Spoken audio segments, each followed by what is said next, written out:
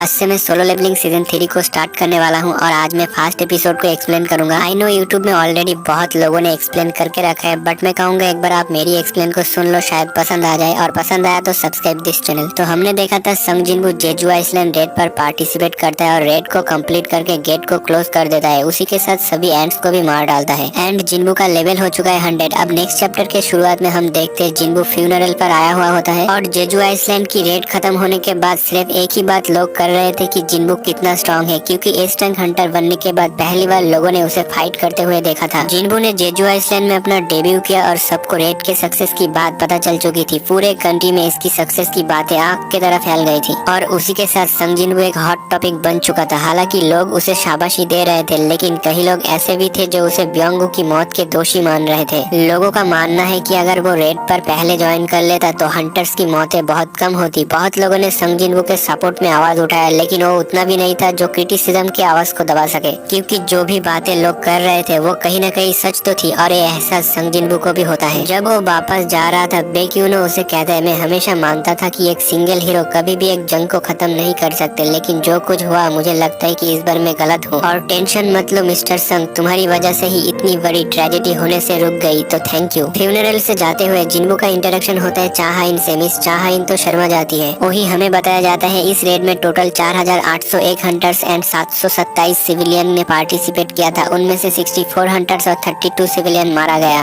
But पिछले 3 red के तुलना में इस बार डेथ रेट बहुत ही कम था। जो भी हो, सीन चेंज होता है। जिनबू गोगुन ही के साथ बैठा था। गुन ही जिनबू से पूछता है, तो तुम एक नया गिल्ड बनाना चाहते हो? इस पर मिस्टर गोगुन ही कहता है, सर्टिफाइड एस रैंक हंटर को गिल्ड मास्टर लाइसेंस लेने की जरूरत नहीं होती, तुम्हें सिर्फ एसोसिएशन में एक बार कॉल करना होगा और बाकी काम हम देख लेंगे। जिनबू कहता है ठीक है। वही वो मन में सोचता है, मुझे देखना होगा कि एस रैंक हंटर होने के कितने बेनिफिट मिलते हैं। मिस्टर गोगुन ही उससे पूछता है, बाय द वे क्या तुमने जेजू आइसलैंड में किसी तरह के बैरियर कास्ट किया था? जिनको कहते हैं नहीं, पर क्यों? मिस्टर गोगुन ही कहते हैं, हमने जेजू आइसलैंड में कुछ हंटर्स को भेजा था जांच पड़ताल और मैजिक क्रिस्टल को कलेक्ट करने के लिए, बट वो सभी लोग अचानक से बेहोश हो गए। इसलिए मैं पूछ रहा था कि तुमने अगर कोई बैरियर कास्ट किया हो और तुम बताना भूल गए हो। जिनबू कहते हैं नहीं, मैंने ऐसा कुछ नहीं किया, पर वो सभी हंटर्स और सोल्जर ने क्या कहा? मिस्टर गोगुन ही कहते हैं, उन्हें बेहोश होने के पहले क्या हुआ था कुछ भी याद नहीं। जो भी हो, एक बंदा आके मिस्टर गो को कुछ बताता है और मिस्टर गोगुन ही जिनबू से कहते हैं, मुझे जाना होगा, तुम्हारा कीमती वक्त देने के लिए शुक्रिया। जिनबू भी कहते हैं, मुझे भी अब चलना चाहिए। एंड जब वो कार में बैठने ही वाला था, तभी आए एक बंदा आके कहते हैं, मिस्टर संग जिनबू, आपसे मिलकर खुशी हुई। मैं एडम व्हाइट हूँ, federal bureau of Hunter association से। एंड वो अपना विजिटिंग कार्ड देके कहता है, ऐसे अचानक आने के लिए माफ करना, बट आपसे मिलना मुश्किल है, मैं आपके ऑफिस में भी गया था। संग जिनबू को याद आता है कि जिन्होंने इसके बारे में उसे पहले बताया था कि एक फॉरेन बंदा उससे मिलने के लिए गिल्ड पर आया था। जो भी हो, ये बंदा एडम कहता है, मुझे आपसे थोड़ी इन्फॉर्मेशन शेयर करनी थी। जिनबू कहते हैं, इन्फॉर्मेशन? ये बंदा कहता है, पूरे दुनिया में ऐसी कोई कंट्री नहीं होगी जो ये इन्फॉर्मेशन तुम्हें दे सकता है हमारे अलावा। जिनबू कहते हैं, तो तुम ऐसी इन्फॉर्मेशन मुझ जैसे के साथ शेयर क्यों करना चाहते हो? एडम कहते हैं, हम कुछ स्पेशल लोगों को इन्फॉर्मेशन देकर उनसे बेनिफिट लेते हैं और जेजू आइसलैंड में तुम्हारा बहुत बड़ा इंप्रेशन पड़ा है, इसलिए हमारे डायरेक्टर तुमसे पर्सनली मिलना चाहती है। अब इससे ज्यादा डिटेल्स हमारी डेप्यूटी डायरेक्टर तुम्हें बताएगा, तो क्या तुम चलना पसंद करोगे? मेरी कार यहीं पर ही खड़ा है। जिनबू कहते हैं, मुझे नहीं पता कि तुम कौन सी स्पेशल इन्फॉर्मेशन मुझसे शेयर करना चाहते हो और वो मेरे काम की भी है या नहीं। एडम अब बता देता है कि एक अपग्रेड है जो दूसरे एवोकेन की एबिलिटीज को ताकतवर बना दे। कभी तुमने इसके बारे में सुना है? जिनबू तो शॉक होता है एंड अगले ही पल वो उन लोगों के साथ यहाँ पर आ जाता है। जिनबू यहाँ के फेडरल ब्यूरो ऑफ हंटर्स के डेप्यूटी डायरेक्टर माइकल से मिलता है। वही एडम कहते हैं, आज मैं यहाँ पर तुम्हारा ट्रांसलेटर बनूंगा। जिनबू पूछता है, क्या ये सच में पॉसिबल है कि एक हंटर की एबिलिटीज को अपग्रेड किया जा सकता है? डेप्यूटी डायरेक्टर माइकल कहते हैं, बिल्कुल ऐसा ही कुछ एबिलिटीज के साथ हमारे साथ कोई यहाँ पर है। एंड वो एक आदमी से कहते हैं, जाओ जाके मिस नोर्मा सेलेनर को बुला के लाओ। हम देखते मिस नोर्मा यहाँ पर आती है। जिनबू इससे देखकर समझ जाता है कि ये बाकी एवोकेनर से अलग है। माइकल कहते हैं, मिस नोर्मा प्लीज क्या आप मिस्टर संग जिनबू को अपने पावर के बारे में बता सकती है? मिस नोर्मा संग जिनबू से कहती है, एक बार मेरे पावर को देखने के बाद तुम भी उसे मानने लगोगे।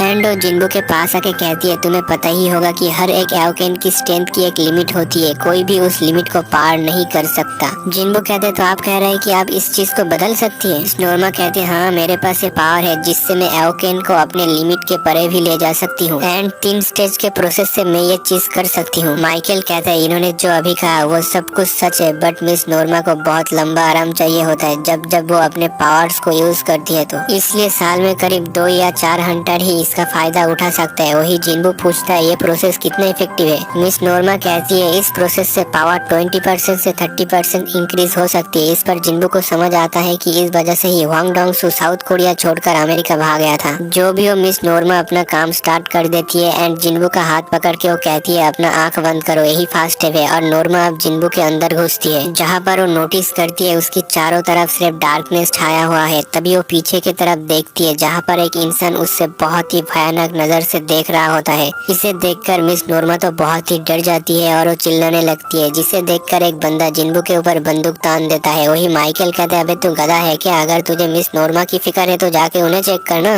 माइकल जिन्बू से माफी मांगता है, बट जिन्बू भी बहुत शॉक था, उसे समझ नहीं आ रहा था। माइकल जिन्बू से कहता है, सॉरी, मैं आपके साथ फिर कभी मीटिंग करूंगा, अब लगता है मिस नोर्मा की तबीयत खराब है। और वो एडम से कहता है, मिस्टर संग को बाहर तक छोड़ के आओ। अब ये बंदा मिस नोर्मा से पूछता है, आखिर आपको हुआ क्या? मिस नोर्मा डरे हुए कहती है, वो एक किंग था, उसका ताकत हमारी समझ से बहुत ज्यादा है। जब मैं उसके तरफ देखा वो भी मुझे देख रहा था एंड वो संग जिन्बू नहीं था। ऐसा लग रहा था कि एक अनंत अंधकार जैसी चीज उसके साथ है और तो और उसकी पावर की कोई लिमिट भी नहीं है। सीन चेंज होते हमें हंटर एसोसिएशन को दिखाया जाता है, जहाँ पर मिस्टर गोगुन ही अपने केबिन पर बैठा था एंड वो बहुत ही परेशान था बियांको की मौत को लेकर। तभी उन्हें एसोसिएशन के एक मेंबर से कॉल आता है। कॉल को रिसीव करके उन्हें पता चलता है कि हाईवे के बीच एक बी रैंक गेट अपियर हुआ है। ये सुनकर मिस्टर गुन ही अपने मन में सोचते हैं, अगर रेगुलर स्ट्राइक टीम को वहाँ पर भेजा गया तो वो बी रैंक गेट को हैंडल नहीं कर पाएंगे। एंड वो फोन पर कहता है, रुको मैं किसी मेजर गिल को कांटेक्ट करता हूँ। लेकिन तभी उन्हें याद आता है कि इस काम के लिए परफेक्ट इंसान और कोई नहीं संग जिन्बू होता है, क्योंकि जिन्बू का नया ऑफिस उसी एरिया के आसपास ही है। दूसरी तरफ जिन्बू कार में बैठकर उस पल को याद कर रहा था जब मिस नोर्मा बहुत डर गई थी। वो मन में कहते है, वो किस चीज से डर रही थी और क्या मैं उनसे फिर मिल पाऊंगा? जो भी हो, जिन्बू देखते हैं यहाँ पर बहुत ही ट्रैफिक जैम हुआ है। वो कहते हैं, इसलिए मैं सबवे प्रेफर करता हूँ। और इसी दौरान उसके पास मिस्टर गोगुन ही का कॉल आता है। कॉल को उठा के जिन्बू कहता है, मैं आपका क्या हेल्प कर सकती हूँ? मिस्टर गोगुन ही बताता है, हाईवे के बीच में एक गेट अपियर हुआ है और क्या वो उसे उनके लिए क्लियर कर सकता है? जिन्बू कहते हैं, ये सब तो मैं कर लूंगा, पर क्या बिना एंट्री परमिट के वो लोग मुझे अंदर घुसने देंगे? अब मिस्टर गोगुन ही थोड़ा मुस्कुरा के कहता है, मुझे ये बताओ उस एंट्री परमिट का इंचार्ज कौन है? जिन्बू कहते हैं, हंटर एसोसिएशन। मिस्टर गोगुन ही कहते हैं, और तुम इस वक्त किससे बात कर रहे हो? जिन्बू को समझ आता है कि वो एक बेतुका सवाल पूछ रहा था। उसके बाद सीन चेंज होता है, हमें उस जगह को दिखाया जाता है जहाँ पर बी रैंक गेट अपियर हुआ है। जिन्बू गेट की तरफ जा रहा था, तभी एसोसिएशन की एक लड़की उसे रोक देती है और वो कहती है, क्या तुम एस रैंक हंटर संग जिन्बू हो? लेकिन इससे कोई फर्क नहीं पड़ता, तुम्हें रूल्स को मानना ही होगा। तो क्या तुम्हारे पास एंट्री परमिट है गेट के अंदर जाने के लिए? जिन्बू के पास कोई ऑप्शन नहीं होता एंड वो मिस्टर गोगुन ही को कॉल लगा के उस लड़की को देता है बात करने के लिए। वो लड़की तो डर जाती है। वो कहती है, कॉल पर कौन है? जिन्बू कहते हैं, लाइन पर वो आदमी है जिसे तुम मना नहीं कर सकते। वही वो लड़की अब मिस्टर गोगुन ही से माफी मांगती है एंड जिन्बू को अंदर जाने की परमिशन दे देती है। जिन्बू जब गेट के अंदर जाता है तो यहाँ के सभी लोग शॉक्ड होता है, क्योंकि ये जो गेट होता है ये रेड गेट में बदल जाता है। और अब सिंह डंजन में शिफ्ट होता है। हम जिन्बू को देखते हैं, वो चारों तरफ देखकर कहता है, मुझे ऐसा लगता है कि मैं रेड गेट में आ चुका हूँ और बाहर जाने का गेट भी बंद हो चुका है। लगता है मुझे इस गेट को क्लियर करना ही होगा। उसी के साथ जिन्बू को अपने मॉम की बात याद आती है, जहाँ पर उसकी मॉम को उसके हंटर बनने से कोई प्रॉब्लम नहीं है, क्योंकि उसका डैड भी एक हंटर था और जिन्बू के अंदर उनका ही खून दौड़ रहा है। बट उसकी मॉम कहती है, अपना ख्याल रखना और खुद को ज्यादा पुश मत करना। जिन्बू को ये बात से रिलीफ फील होता है कि उसकी मॉम को उसके हंटर बनने से कोई एतराज नहीं। तभी जिन्बू के सामने कुछ बीस्ट अपियर हो जाते हैं और जिन्बू भी अपना शैडो आर्मी बाहर निकल लेता है एंड देन इनके बीच फाइट स्टार्ट हो जाता है। और जिन्बू का शैडो आर्मी काफी अच्छे से इस फाइट को हैंडल कर रहा होता है। उसी के साथ हमें नैरेटर के थ्रू बताया जाता है कि हंटर्स हंट करने के लिए पैदा होते हैं और मैजिक बीस्ट ही उनका अकेला दुश्मन नहीं है जिनसे वो लड़ते हैं। हंटर्स को हमेशा चौकन्ना रहना पड़ता है कि वो कहीं खुद ही शिकार न बन जाए, क्योंकि दुश्मन कभी भी आ सकता है। तो फास्ट रेट हंटर्स को कभी भी अपना गार्ड डाउन नहीं करना चाहिए, भले ही लाखों बीस्ट को हंट क्यों न करे। हंटर्स कभी भी हंटिंग करना नहीं रोकेंगे, एक भी हंटर नहीं रुकने वाला।